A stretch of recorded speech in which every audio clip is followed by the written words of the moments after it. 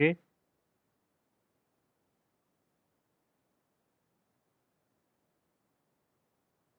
Okay, that is the first question. That is a rectangular waveguide is analyzed to find for what purpose? A cutoff wavelength, a guide wavelength, both A and B, and D, none of these. That is for the answer is about a C, both A and B, because we need to find out we can find a cutoff wavelength as well as a guide wavelength for it. Okay, that is about your answer for this particular question. Rectangular waveguide is analyzed to find a cutoff wavelength. Then next is about next question.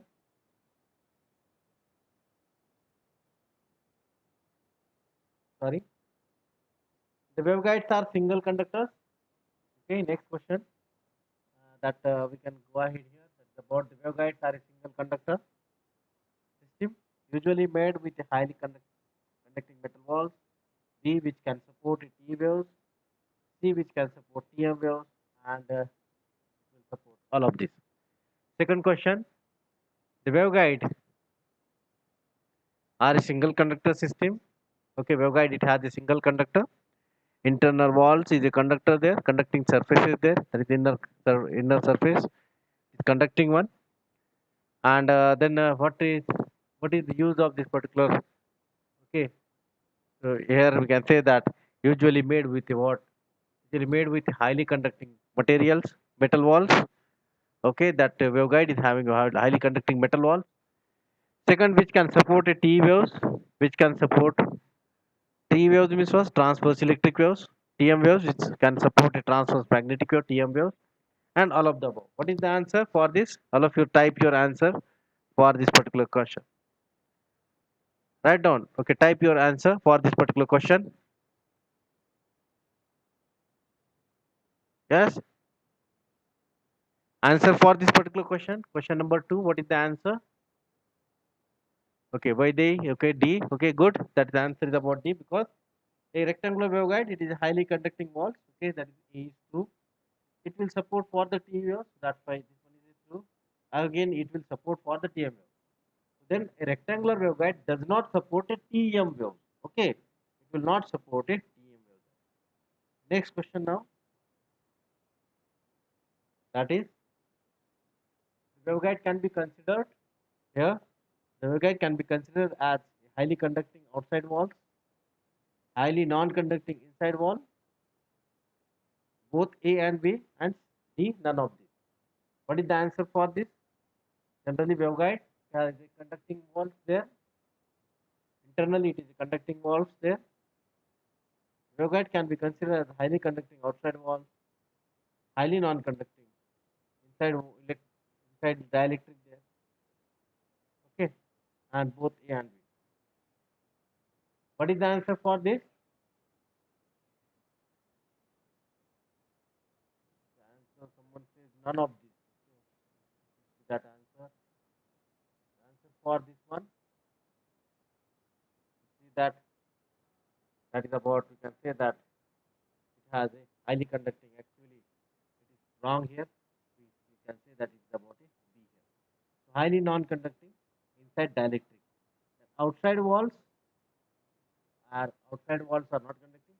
Inside walls are conducting. Highly conducting inside walls. Okay, not outside.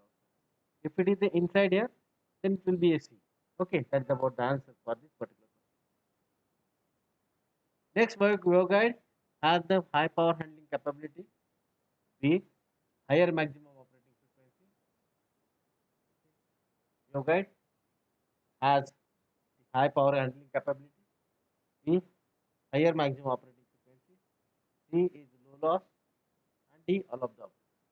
What is the answer for this? Okay, you can read wall instead of dielectric there. Okay, no problem.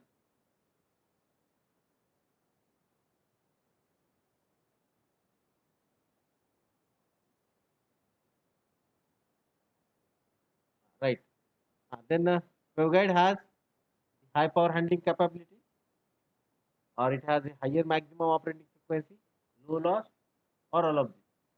Now the answer is D, which is correct. The answer is because a waveguide is having a high power handling capability as compared to the transmission line. Otherwise, transmission line will act as what we can say radiator, because highly conducting power cannot be transmitted through the transmission line. That's why it is true. D is true. High power handling capability, higher maximum. Okay, you can say that high maximum operating frequencies are megahertz, gigahertz there, and low loss. Okay, so because since vowels are conducting, so that's why it has a low loss.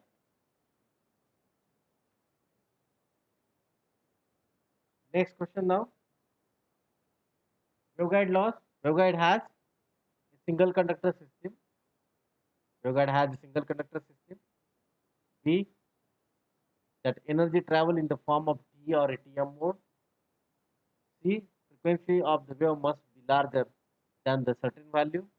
D, all of the above. Okay, it's a, if you see that a rectangular waveguide, it is a single conductor system, right? True, it is a single conductor system. Then write down your answer. Okay, so that I shall proceed there. Yes, all of you type your answer. What is the answer for this question? Type your answer here. A rectangular waveguide.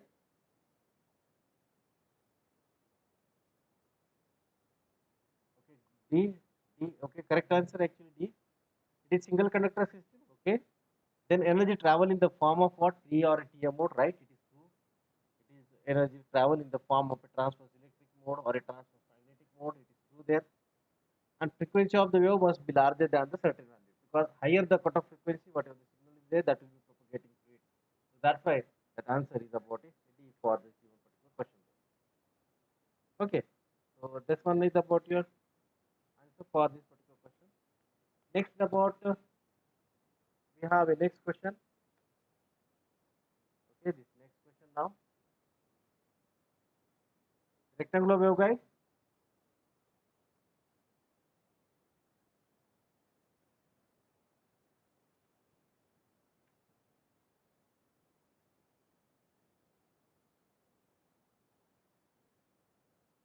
In a rectangular waveguide, T wave A is TM when wave cannot exist.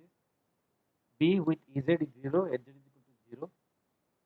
Ez is not 0, Ez equal to 0. This is a TM wave. With Ez is equal to 0, Hz is not equal to 0. This is the T wave. And D, all of the above. Now that answer, someone says it is a C. Okay. Is there anyone else answer other than this? In a rectangular waveguide, TM wave cannot exist. Okay. It is true. Only T or a TM wave is propagating through it. So that's why you can say that about any rectangular waveguide, TM wave cannot exist. With Z is equal to 0, Hz is not equal to 0. This is called as a TM wave. It is true. With Z is equal to 0, Hz is not equal to 0. This is T wave. It is true. So that's why that answer is about the all of the above. That is a D wave. That is the answer for your question. The next question we have.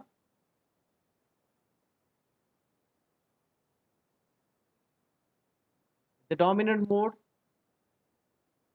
in a rectangular waveguide. The dominant mode in a rectangular waveguide is what? T01 mode, T11 mode, T20 mode, or T10 mode. What is the answer? Dominant mode. You know, dominant mode means what? Dominant mode means what? A mode which has a less cutoff frequency. A mode which has a less cutoff frequency, it is called as a dominant mode. So now FC. FC should be a law, small as compared to the whatever the modes we have. Means there are the various modes, T01 mode, T10 mode, T11 mode, T20 mode, T21 mode. Okay, likewise, 1-2 mode. So all other modes, if you compare that, all other modes, so if we are getting that a mode which has a lowest cutoff frequency value, that is lowest one, that mode is called as a dominant mode. What is the answer for this? T10 mode is the answer because it is about the dominant mode. Next question. Next question 8 here.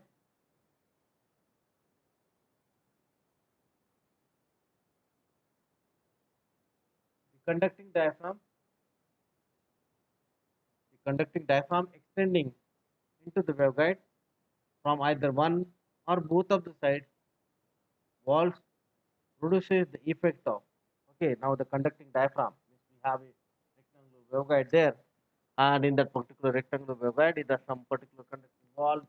Okay, conducting diaphragm extending into the waveguide from either one or both of the side of the wall.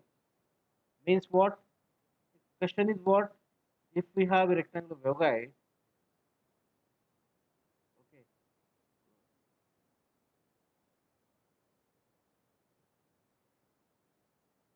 now this is about our rectangular waveguide. For a given rectangular waveguide, that it is saying that in a given rectangular waveguide, the conducting diaphragm extending into the waveguide from either one or both the sides of walls. Means what? This is the side walls. Okay, this one is about we have say that this one is the side walls here. This side wall or that side. Okay, so we have the side walls here. From the side walls, okay, extending into the waveguide from either one or both the side walls produces the effect of what? Adding inductive susceptance across the waveguide. Then we can answer that B is about the adding the capacitor susceptance shunted across the waveguide, and C, a parallel circuit shunted across the guide, and D, all of the above there. What is the answer for this given question? Yes, that is about the answer is about the A, adding a inductive susceptance. If it is a either from one of the side walls there, okay, it is about the inductive. Okay, now from this side, if supposed to be some obstacle is there, so inductive susceptance. From this particular side, if we add it, okay, here likewise here, okay, at this particular position, from above side, not from the side wall, not from the side wall, from the above side. Okay, supposed to be there is obstacle likewise here, so then that will be act as a capacitive. Stop saying the inductive one, that will be act as a capacitive. So next is about a screw. A screw with insertion distance less than lambda by 4. Screw means what? Some obstacle there. Okay, likewise, this particular obstacle in the particular waveguide, that is nothing but a screw. A screw with insertion distance less than the lambda by 4 produces A, inductive susceptance, B, capacitive susceptance, C, both A and B, D, none of the above or none of these. What is the answer for this particular question? Now this one is about a screw here. We can consider that a screw and the distance is less than the lambda by 4. What will happen? So now simple we can consider that if it is less than lambda by 4, it is about a capacitive one. If it is greater than lambda by 4, it will be a inductive susceptance. Okay. So screw with inserted distance less than the lambda by 4 produces what? The capacitive susceptance. If it is a greater one, so then it will produce the inductive susceptance. So now that is about there. Next one.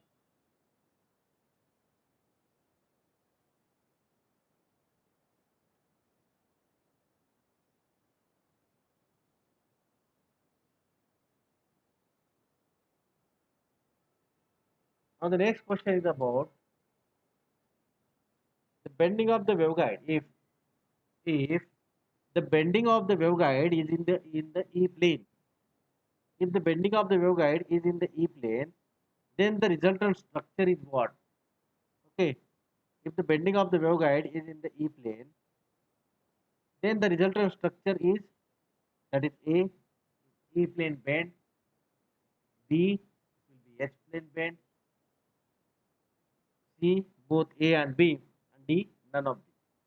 What is the answer for this question? If the bending of the waveguide is in the E plane, then the resultant structure is what? If it is in the E plane, then bending of the waveguide it is in the E plane. So what will be the resultant structure there? So means we have a waveguide. Okay, what is the answer for this particular question? If it is bending, what happened there? Now generally we say that one is about a rectangular waveguide.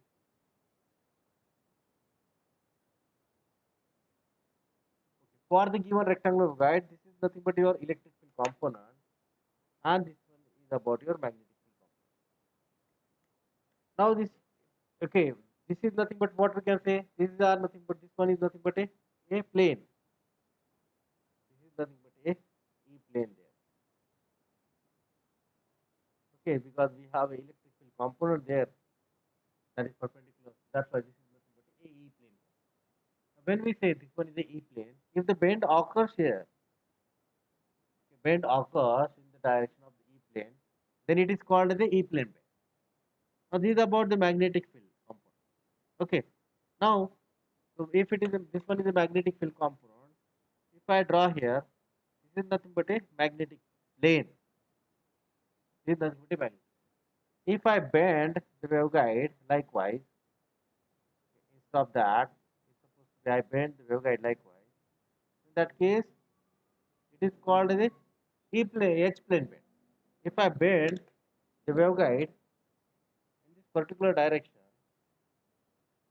likewise, if I bend it,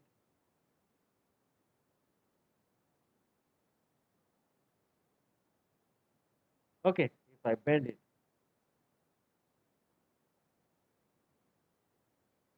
okay, if there is a bend, in that case, it is in a E plane bend.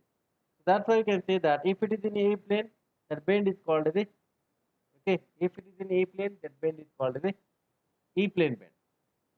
Okay, if it is bend is called as a E plane bend. Next is about question is about a twist. A twist are useful. Twists are useful to change the what? The direction of propagation, orientation of a E vector, both A and B, and D none of these. What is the answer for this particular question? If the twists are useful, then we say that there is a twist. And the twists are useful for what purpose? Twists are useful for what purpose? Whether it is for the changing the direction of the propagation, or what will be the purpose for the particular twist. Okay, what is the answer for this? Just pick out your answer fast. Now here what? If there is no, if it is what? It is changing the polarization, then your answer will be A. But here it is propagation. There is no rule of propagation. Orientation of E vector, it is nothing but a changing whatever the field vector we have. So that's why polarization changes, E vector changes, orientation of E vector changes, polarization of the wave changes. So that's why that twists are useful to change the what? Orientation of E vector. We can change it to the 45 degree, 30 degree, 90 degree, whichever the requirement. Okay, according to that we can use the different types of a twist there. That is for purpose of what? Purpose of twist to change the orientation, or we can say that purpose of twist is to change the polarization of whatever the wave is propagating to the, okay, that guide. And if you connect to the antenna there at the end, then we can say that polarization will be changes. Now next question is about the microwave junction. Microwave junctions, a device, it is a device, is used at microwave frequencies. Okay, A is what? Device. A device is used at microwave frequencies to split the microwave power. Junction is used to split the microwave frequencies at microwave frequencies to split the microwave power. Okay. Or B, a device is used at microwave frequencies to combine the microwave power. And C is a passive device. And D, all of the above. What is the answer for this? Junction, microwave junction. E plane T junction, E plane junction, or you can say that is about the ET, H plane junction, H plane T. Okay, you can say that H plane T or E plane T there, or a magic T there. So now that microwave junction, okay, so that microwave junction is used to a device is used at a microwave frequency to split the microwave power, or a device is used at a microwave frequencies to combine the microwave power, and C is a passive device, and D all of the above. Yes, answer is correct. That is about D, because junction electric field vector E plane T or H plane T both are used to divide the power. Okay, so that's why it will split the microwave power. Even both the components, both the device can be used at a power combiner. Okay, so that's why we can say that a micro junction can be used as a power combiner or a power divider, and that junction is a passive component. That's why it's called a passive device. Okay, so that's why the answer is about the D here. Next question. S parameter. S parameter relates the amplitude and the phase of the traveling wave. Okay, the S parameter relates the amplitude and phase of the traveling wave that incident on a network port, be transmitted through a network port, or you can say that reflected from a network port, and the all of the above. What is the answer? A S parameter. S parameter is what we have defined the S parameter earlier. Okay, that is about we have say that for a given two port network, we can say that for this particular network, it is about find out the S parameter for this. You can consider that there is an incident wave, there is a reflecting wave from this given particular port. It is called as a 1, 1 dash, 2, and a 2 dash. You can say that this one is about the incident wave and this one will be the reflected wave for the given particular port. So you can say that ES parameter is what we can have. We say that B is by A.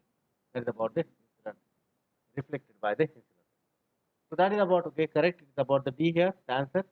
Okay, that S parameter relates the amplitude and phase of the traveling wave that at okay traveling with that incident on the network port, right? Incident wave transmitted through a network port, okay, right, and reflected from a network port. So all of them. Okay, so that is about the answer. It is D. It is correct one. Okay, you can say that the answer D is correct.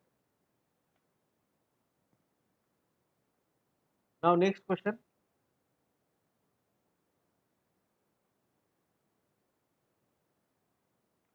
The properties of a S matrix. The properties of a S matrix. Okay, you can see that properties of a S matrix. S matrix is what? It is always square one. S matrix is always square one. B. S parameter represents the ratio of the complex feature. Okay, it is ratio of the complex feature. C. The diagonal elements of the matrix represent the reflection coefficient. And D. All of the above. And D. All of the above. What is the answer for this particular question? The properties of S matrix is always square one, right? That, okay, it is a square one. 3 by 3, 2 by 2. Well, how many ports we have? According to that S matrix property will be there. So S matrix is always square one. So S parameter represents the ratio of the complex feature, right? The diagonal elements of the matrix represent the reflection coefficient. At the given particular port, there is reflection. Right, Bhushan? Correct. Answer is D. Okay. That is about the all of the above. Okay, because diagonal elements S11, S22, S33, these are the diagonal elements that will be represent the reflection coefficient at the same particular port. So that is nothing but the properties of a S matrix. Next question there.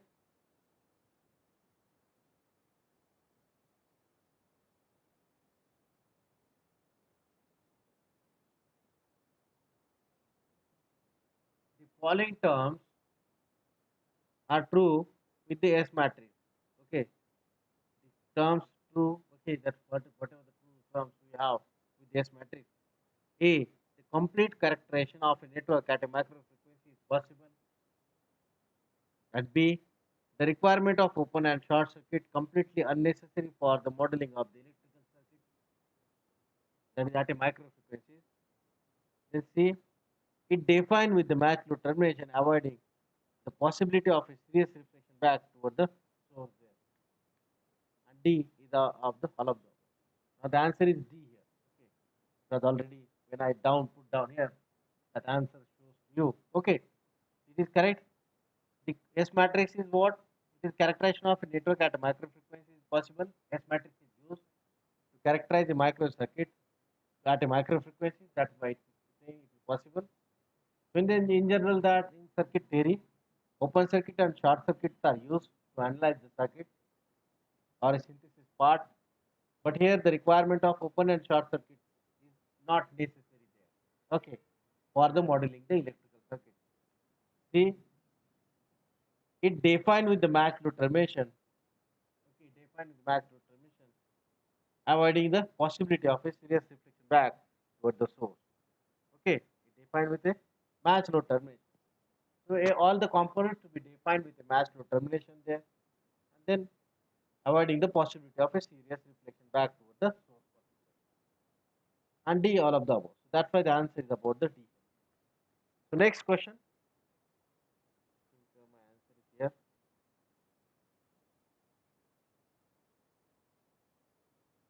Now the H plane T. Okay, H plane T. All of you write down the answer here. The H plane T is also called as what? A, current junction, B, shunt junction, C, parallel junction, and D, all of the above. What is the answer for this particular question? Write down your answer. Type your question in a chart. A H plane T. Okay, H plane T is also called as a current junction. Okay, current junction, B, shunt junction, C, parallel junction, and D, all of the above. Okay, yesterday we have seen that a H plane T and E plane T there. So you just see here. Now we consider that rectangular waveguide. What is about a rectangular waveguide here?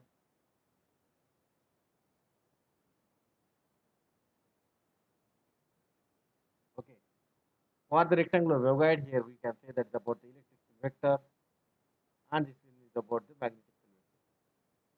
Now for this, the port is extended. Here we have say the port is extended. Okay, this one is about a separate arm there, and this is about H. In that case, this is nothing but the H plane now. So this arm is parallel to the H plane or a component. Okay, H plane component. We can say that is about the H plane T. If it is arm here,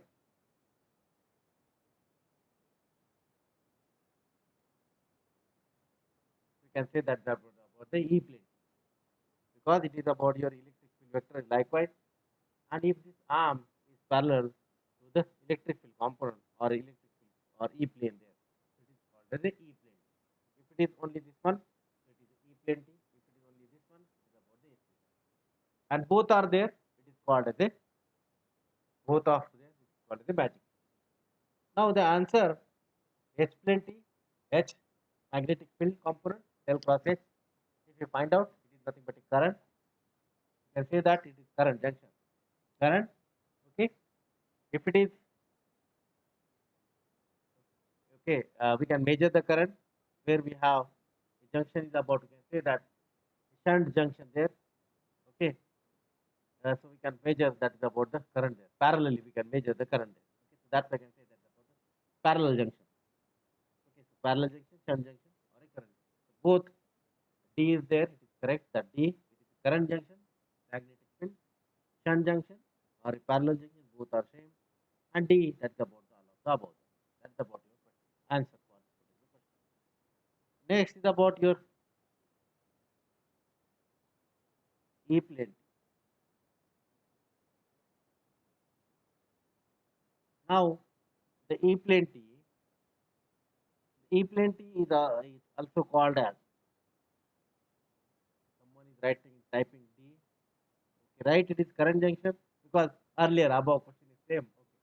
So likewise, current junction, shunt junction, parallel junction. It is about a series junction, right? E plane T is a series junction or voltage junction. Okay, E plane T is a series junction or a voltage junction. Okay, so just remember that. That's about your answer for this particular question there. Okay, this one is over now.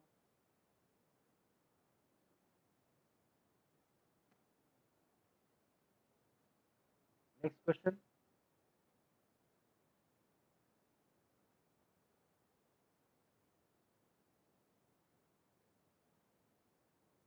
In an E plane T,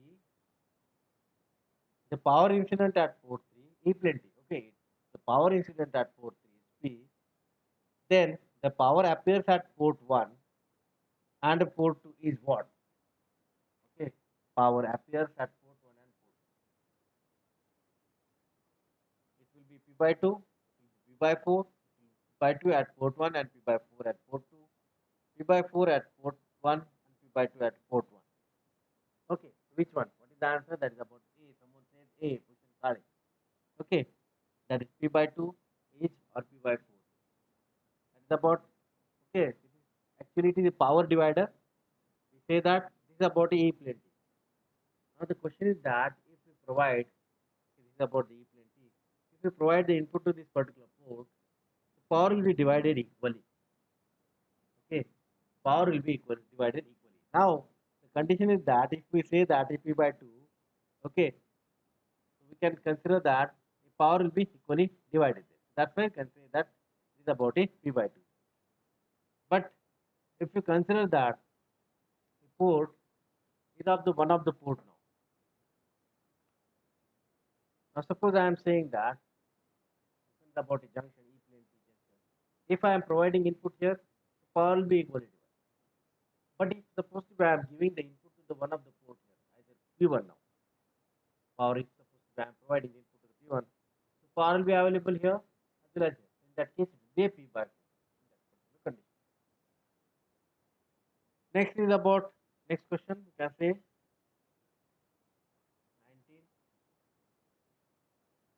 In an H plane T,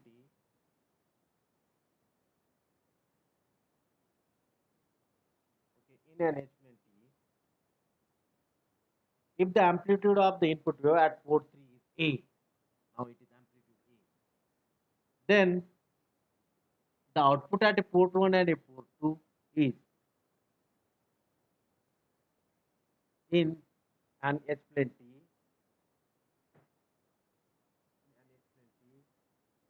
if the output if the amplitude of the input wave at a port 3, okay, is A, then the output at a port 1 and a port 2 is what? Generally we say that it is equally divided. Okay, you can say that your output will be what? Equally divided, and input at port 3 is A, then the output at the port 1 and port 2 is what? Same and equal to A by root 2 and out of phase, same and equal to A by root 2 and in phase, same and equal to A by 2 or none of the above. What is the answer? Answer, someone says that I think A. No, it is not true. Okay, what is the answer for this particular question? If you consider that there is amplitude, okay, for this particular port 3, the input, so in that case, what will happen? Okay, output will be equally divided, but it is in a phase. Okay, same phase. Output will be equally divided, but it is in a same phase there. If it is a E plane T, okay, instead of H plane T, if it is a E plane T, then output will be what? Equally divided, but it will be out of phase. Okay, output will be out of phase. It will be equally divided, but it will be out of phase. Next question, you can say that here. That is the magic T can be used as ES tuner, B duplexer, C mixer, and all of the above. Magic T. Okay, write down the answer. Someone has written I think A. Magic T. Okay, someone has written D. Magic T can be used as the ES tuner, right? It can be used as the ES tuner. It can be used as a duplexer. Even it can be used as a mixer. And the answer is D. It is correct. Okay, Magic T can be used as the ES tuner, as a duplexer, as a mixer. Okay, so that's a word we can say that is about the Magic T. Magic T again, someone saying EHT. Okay, so that's why ES tuner we word use the word ES tuner or EST.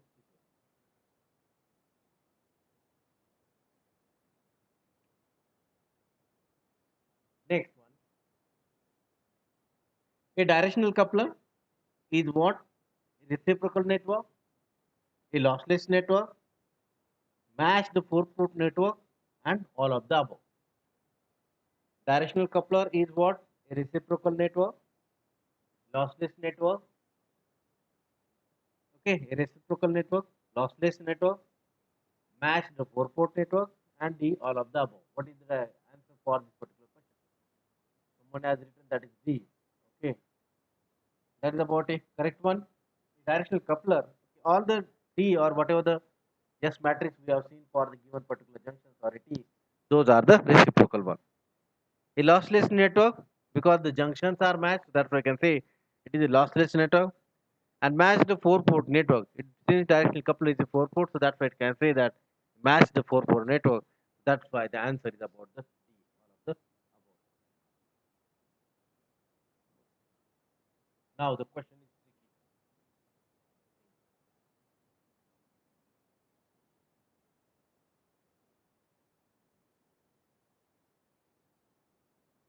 Now if you have a calculator, you find out a rectangular waveguide has a width A is equal to 22.86 millimeter and height B is equal to 10.16 millimeter. The cutoff frequency for the T10 mode is A is 6.562 gigahertz, B is 13.123 gigahertz, C is 14.764 gigahertz, and D is 16.156 gigahertz.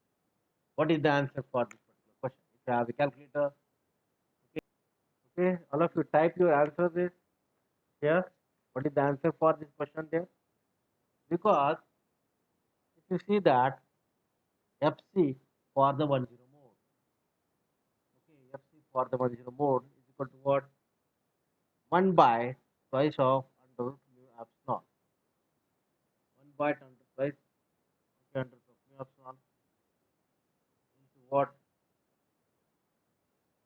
Okay, we can say that m pi by a. Okay, likewise.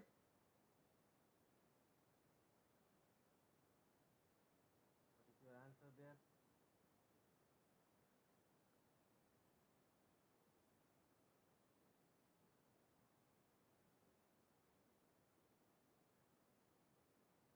Okay, that is about your FC. Now someone has written A. Mansi has written A. Okay, only one person. That answer is correct. That is about the A, 6.562 gigahertz. That is the answer for this question. Okay, you can solve it with FC is equal to 1 by 200 of mu epsilon there, and you'll get the answer for this. Okay, next question. Okay, now the next question is about the same, but I just show you the answer.